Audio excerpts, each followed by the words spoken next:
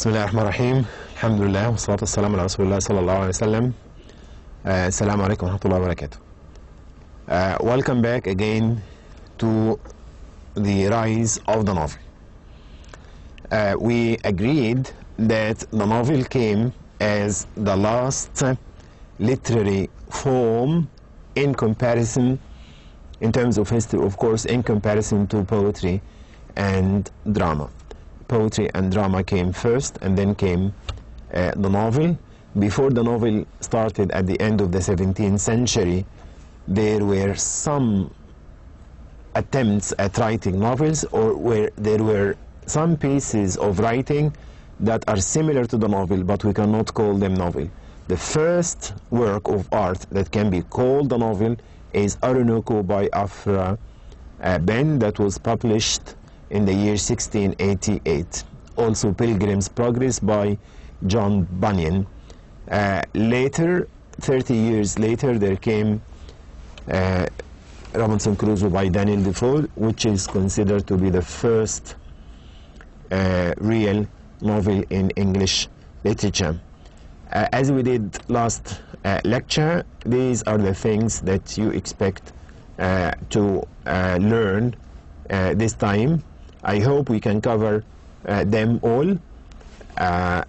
If we miss some of them, we will postpone them to the beginning of next lecture, which I plan to be devoted to a study of the novel itself. But let us see. These are some. They look many, but inshallah, they are easy to learn. Censorship: how writers escaped from censorship. Individualism, sentimentalism, demerits of the English novel in the 18th century,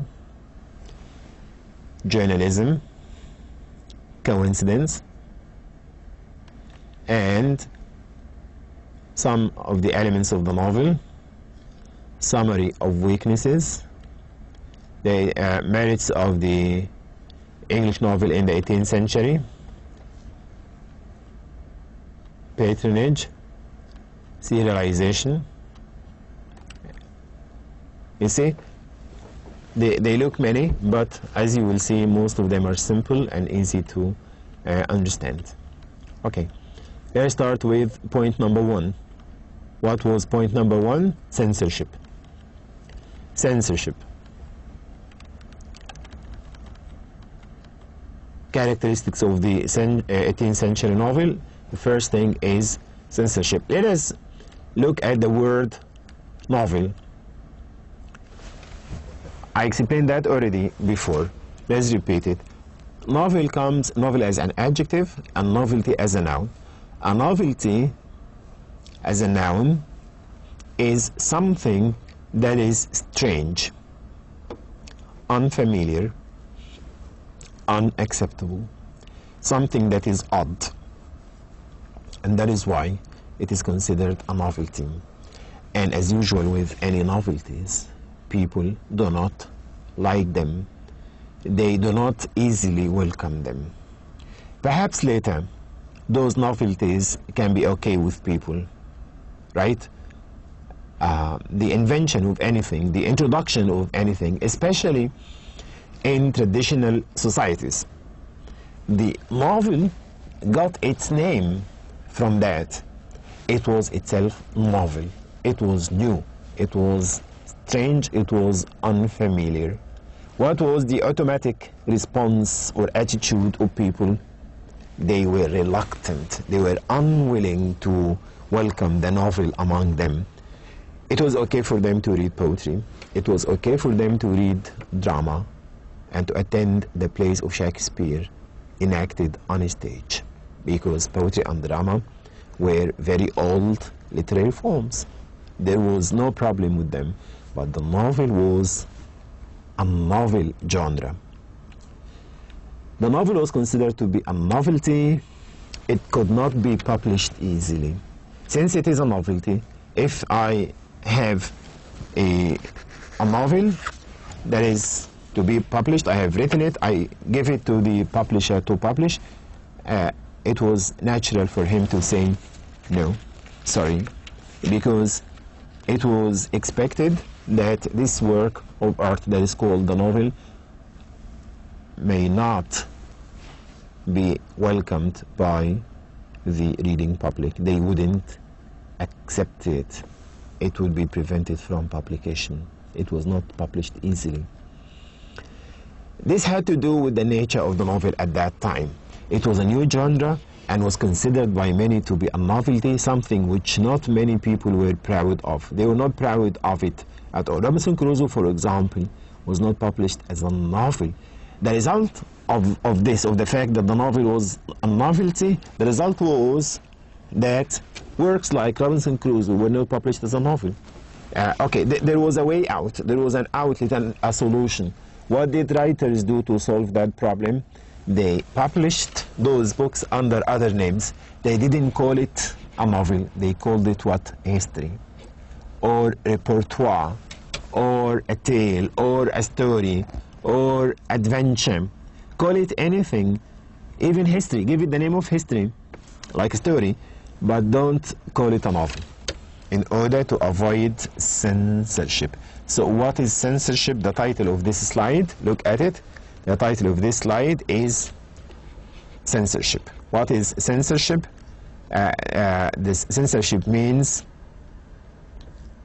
an organization that accepts or refuses the publication of novels.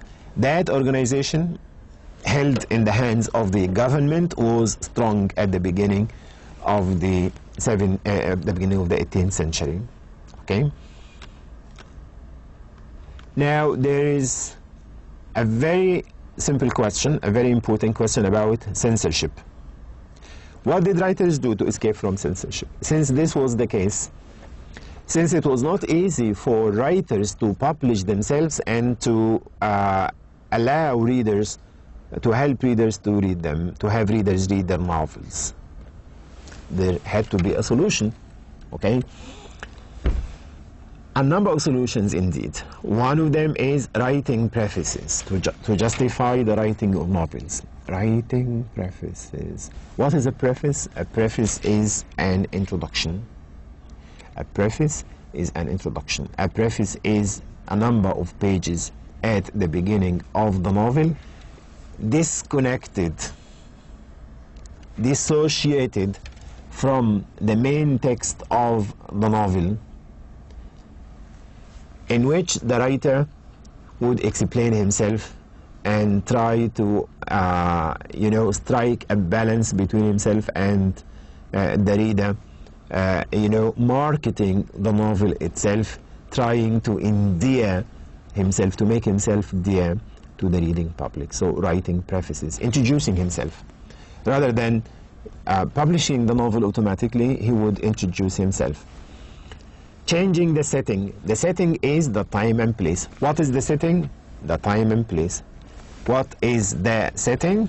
The time and place of the novel. Let's have a question here. The setting is the, if we say time alone, this is wrong. If we say place alone, this is wrong. Time and place is correct of the novel. You understand? This is a question. It's both the time and place.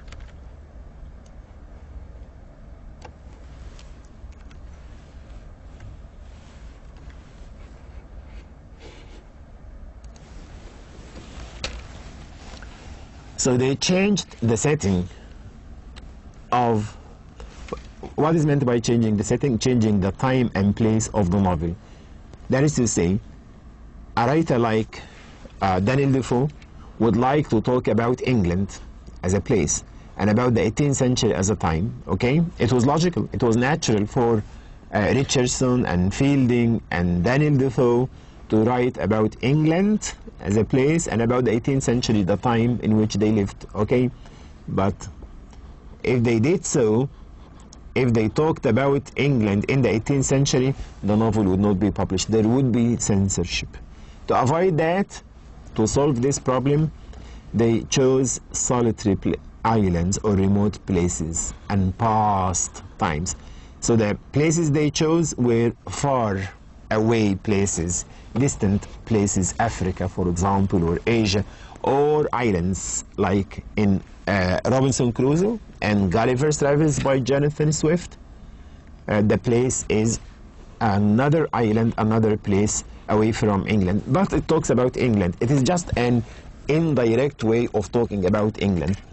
They understood that if they talked about England, their own country, at that time, then the reading public and the government would understand that they are criticizing, they are attacking, and they were not ready at that time for any criticism or for any attack. So that censorship was ready. Writers avoided that problem by changing the setting, which is the time and place of the novel. They also looked for patronage. A patron is a big person, a minister, a businessman, a rich person who would support the writer. So, for example, Daniel Defoe or Jonathan Swift are known to be supported by X or Z, a certain businessman or a certain minister. Then, naturally, there is no censorship if there is a patron. So they sought patronage. What is the problem of patronage? The problem is that in the novel, in the preface, in the introduction to the novel, the writer liked most of the time to talk about the patron, the one he the one the writer is supported by. They would thank him, they would talk about him, they would talk about his generosity and about his kindness to them. Calling the novel history, and this is the most important of all, giving it another name like history or tale, or just giving it any other name like adventure. Understand? A tale or adventure.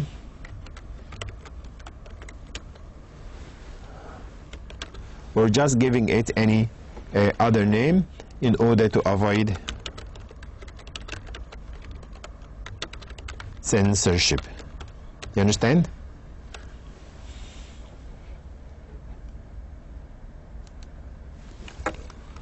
We're talking about censorship, how writers, in this slide we talked about how writers escaped from censorship. A number of ways: writing prefaces, changing the setting, seeking patronage, giving the novel any other name.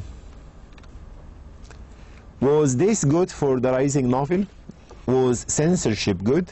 Of course not. Censorship is not good for the publication of novels at all, because it interfered, it limited the scope of the novel and the way writers express themselves, of course. Of course not. So there can be a very simple question. The censorship was good for the rise of the novel. True or false? Do you understand? Should I write it here? Okay, I can hear you now.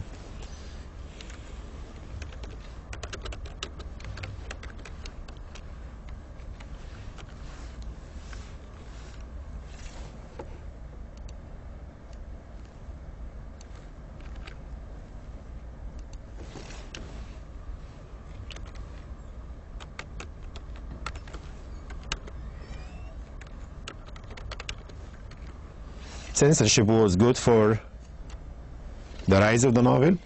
Is that true? Of course not. It is not true. So the answer is not. It is false. It was bad. True or false? Censorship was good for the rising novel or for the rise of the novel. That piece of information is not correct, of course. Unnecessary prefaces. The prefaces that were written at the start of novels had no importance. The novel stands as it is. The text stands as it is. It doesn't need any introduction. Writers only wrote them in order to pacify readers, to have a very nice relationship with readers and to attract readers to reading the novel. As I said, it was a sort of a marketing.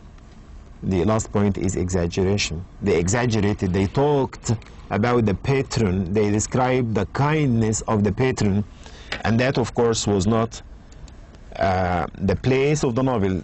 A novel shouldn't deal with such matters. It should give us the story and the topic without any praise of anyone or without any exaggeration, not giving the novel its proper name. They avoided giving the novel the name it deserved. Now let's move into we finished now the characteristics of the first characteristic, which is censorship. Now let us move into another one, which is individualism. I said before that the word that gathers together the changes and developments and improvements that took place in the 18th century, the fruit of all this, the end result of all this is the individual. The individual felt important, felt better, felt that he could or she could achieve themselves. Individualism means the interest in one's own problems, desires, hopes, ambitions, and dilemma, right? Not the problems and desires and hopes of society. No, the hopes and desires of everyone. It is a tendency that began in the modern ages, especially in the 18th century, and that is why. If you look at the books that were published in the 18th century, you will find that almost all the titles are given the names of certain individuals, like Jonathan Swift's Gulliver's Travels, Daniel Defoe's Robinson Crusoe. You understand? And earlier than that, we had Macbeth, we had Hamlet, we had King Lear, Julius Caesar, Romeo and Juliet. You know, most books that were published in that time, well, before and after, carried the names of certain individuals. Daniel Deronda, Adam Bede, Middlemarch, Silas Marner, David Copperfield, Oliver Twist, all those are titles carrying the names of individuals. That was the age of individualism. Most works of art written in that age talked about individuals rather than about groups of people, like what? Robinson Crusoe, Gulliver's Travels, Emma, Rasselas, Hamlet, King Lear, Macbeth, Othello, Romeo and Juliet, Silas Marner, Oliver Twist. All features of the age, as I said a short while ago, like geographical expansion, scientific discoveries, the clash between science and religion, poured into this, led to the highlighting of the issue of the individual, the enhancement of individualism. Okay? Individualism again. In Robinson Crusoe, the writer focuses entirely on the character of Robinson. Let us have an example from the novel itself. In this novel, which we are going to study, the writer concentrates on the character of Robinson, as if no one else actually exists. When Robinson deals with anyone, even his parents and friends, we understand that his own good and desires come first. He deals with his parents, he deals with his friends, he deals with society at large, but he never cares. He lends a deaf ear to everyone and becomes only interested in himself, right? That is why he does not listen to the advice of his parents or even know what happened to his friend. He doesn't care. He doesn't listen to his parents. He listens for a while. And we will see the hesitation in his character. We will study that. Remember this. I will remind you of it. He will listen for a while. He will deal with his friend for a while. But he will soon forget because he is interested in himself as an individual, okay? And Robinson Crusoe, okay, it's the same slide given to you again for emphasis. The next point is sentimentalism. As you can see now, it is called sentimentalism. What is sentimentalism? It means the tendency to shed tears over any occasion. That was something normal in the 18th century novel, we have to realize this fact. We have to realize that the novel was still at the start. Writers did not have lots of experience in novel writing. So we will suffer, we will see many of the problems and demerits and disadvantages of the, like sentimentalism. Lots of emotion, crying over any occasion, over the simplest of occasion, they cry. Characters cry. It is affected, yani not genuine, not real, not sincere. Of course, it is a demerit in the novel. It is not a good thing in the novel to have characters crying at the slightest of events, and that was due to the fact that the novel was still beginning. We move to the next slide, which is verisimilitude. Please pay attention to this. That is a very important issue that will help us understand the novel and later novels. Verisimilitude. Look at the word again and divide it into sections. Okay? First of all, the term is French. It comes from French. Verisimilitude. It comes from French. Look at the first part, very. Very here is the same as vérité in French, which means fact.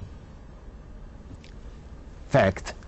And simile here is also a French word or a syllable in French, which means similar to.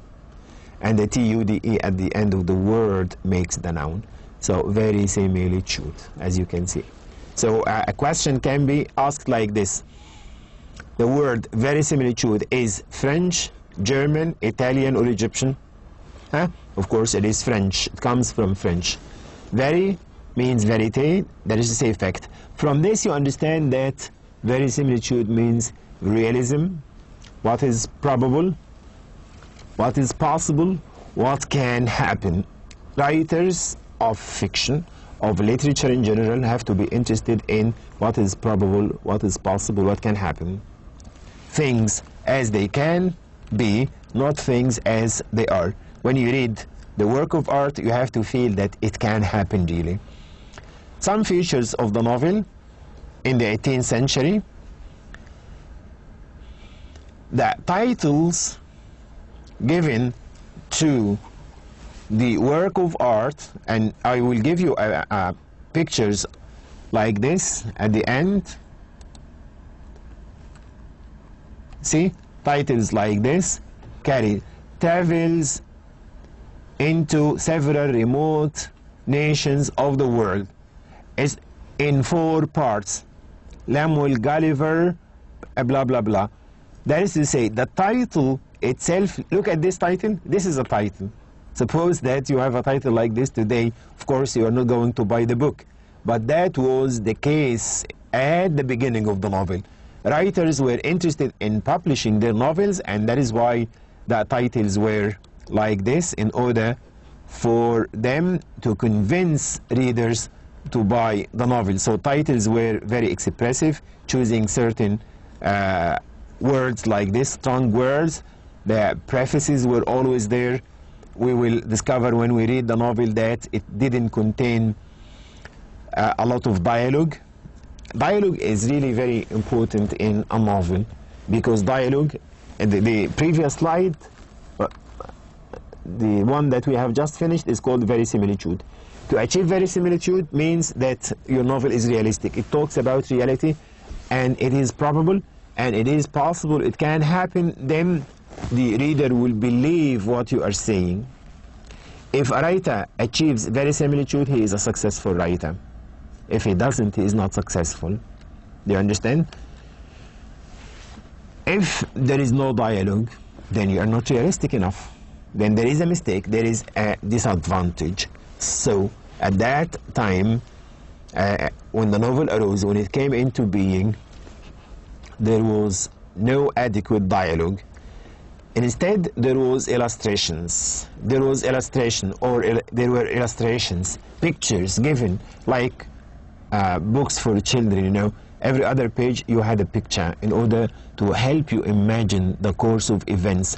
That is something that writers made use of at the beginning of the novel, simply because the novel was still at the beginning and they suffered from such glaring mistakes. Of course, later, when the novel would develop in the 19th century and the 20th century, of course, the presence of those illustrations and the problem of dialogue will be improved. Of course, there will be dialogue and there will be less illustrations or no illustrations at all. The places chosen were queer, strange. The setting itself was strange. The past, future,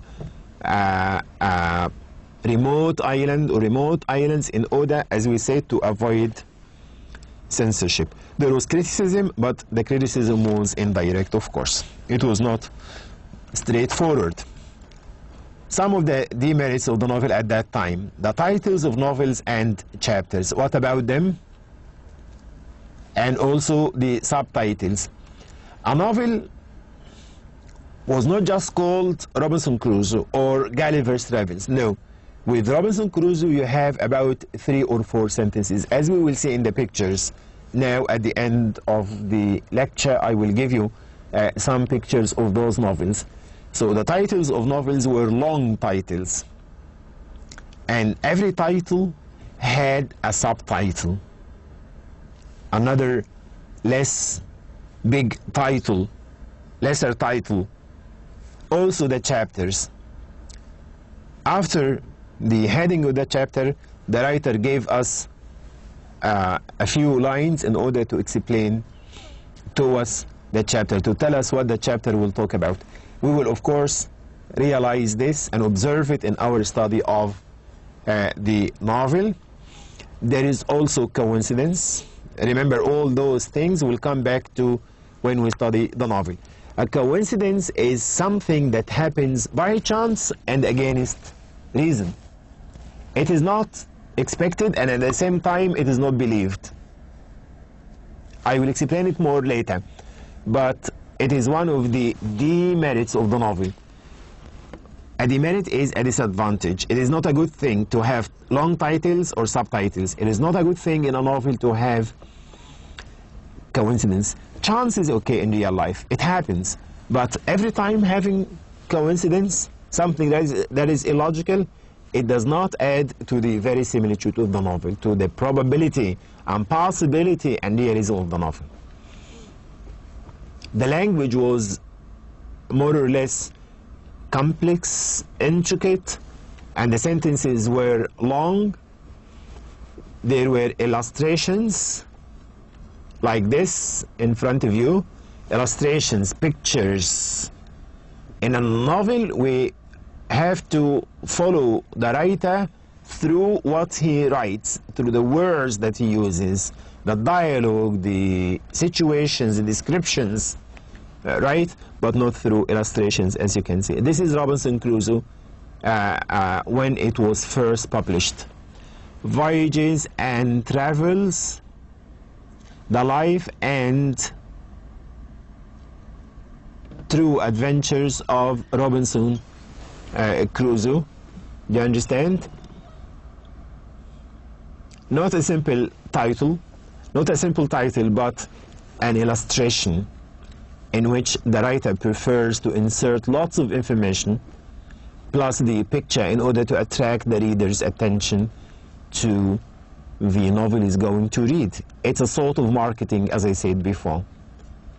And look at the title, a very repulsive one for us, but at that time it was quite interesting. And notice the word adventure. It is something that recurs.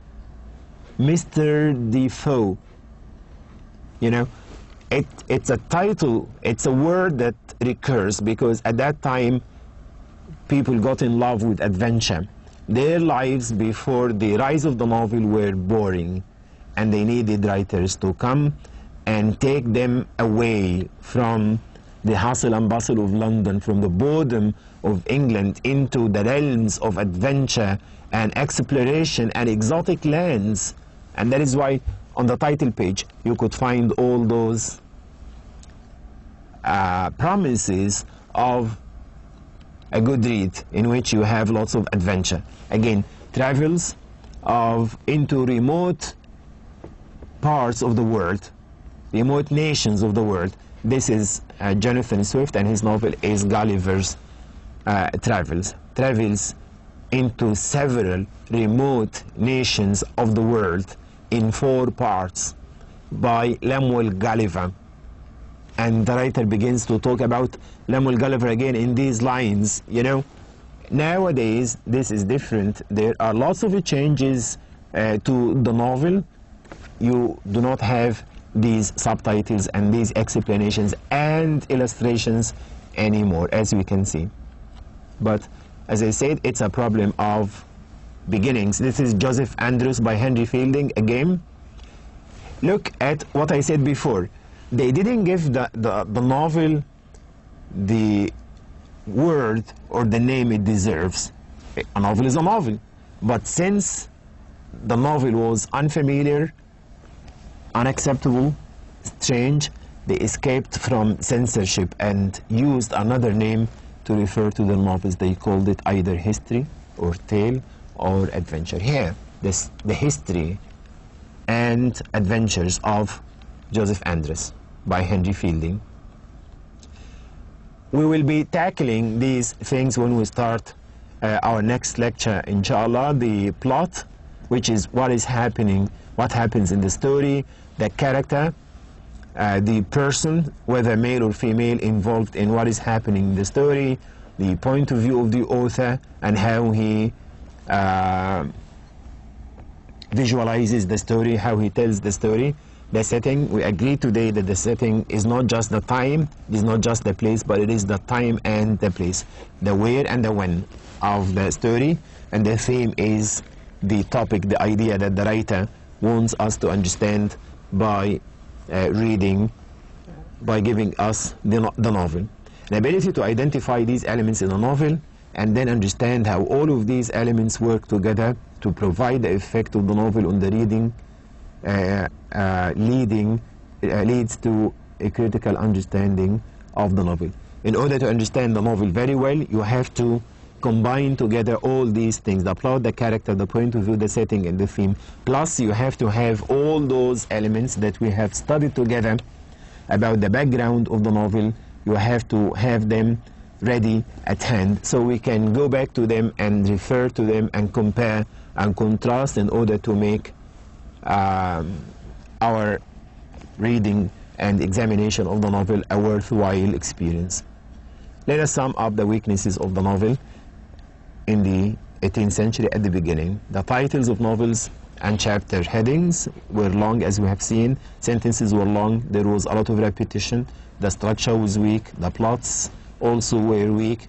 The method of narration or storytelling suffered from a great deal of weakness. Coincidence, we explained that today. We also explained sentimentalism. In front of each one of these you have a short description. So titles of novels and chapter headings were long and detailed. The sentences were long and complex. Repetition, there was lots of repetition. The structure was weak. The plots were weak. The storytelling was loose and multiple. Coincidence was a crude invention, an abrupt invention. Sentimentalism was overrated and revolting. It was not acceptable because sentimentalism means the tendency to shed tears over the slightest of events. It is not logical, it is not needed, it is not necessary. So it was something that is repulsive in a novel. I will explain all those theoretical elements in a practical way when we start reading Robinson Crusoe next time, inshallah. You will have the text of the novel available on the page of the e-learning deanship. If you just browse your page, you will find it ready with the last 5 lectures that we have had so far. Starting from the 6th lecture, inshallah, we'll be dealing with the novel in order to apply all that has been said from the very start. Until we meet again, have the best of times. Thank you very much. Assalamu alaikum wa rahmatullahi wa barakatuh.